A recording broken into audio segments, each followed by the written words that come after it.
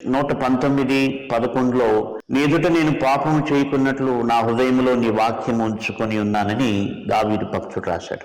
ఈ వాక్యం చాలా మందికి తెలుసు. ఈ వాక్యంలోనే వాక్యం కంఠపాఠం అంటే హృదయంలో ఉంచుకుంటే కలిగేటువంటి గొప్ప ఆశీర్వాదం ఏంటంటే పాపము చేయకుండా ఆ వాక్యం కాపాడుతుందని అక్కడ మనకు తెలుస్తుంది. అయితే చాలా మందికి తెలియని విషయం ఏంటంటే కీర్తనల గ్రంథం 40:8 వచనంలో నా దేవా నీ చిత్తము చేయుట నాకు సంతోషము, నీ ధర్మశాస్త్రము నా ఆంతర్యములోనున్నది అని దావీదు భక్తుడు అంటాడు. అంటే దైవ చిత్తం చేయటం ఆయనకు ఎందుకు సంతోషకరంగా ఉందంటే ఆయన హృదయంలో వాక్యం ఉన్నదాన్ని బట్టి అని చెప్పాడు. కాబట్టి 2 వాక్యాలు మనం చూస్తే ఒక వాక్యంలో ఉన్న బ్లెస్సింగ్ ఏంటంటే దేవునికి వ్యతిరేకంగా పాపం చేయకుండా వాక్యం కాపాడుతుంది. కీర్తనలు 48లో దేవుని వాక్యం సంతోషంగా చేయడానికి దేవుని యొక్క వాక్యం ఉపయోగపడుతుందని మనం చూస్తున్నాం.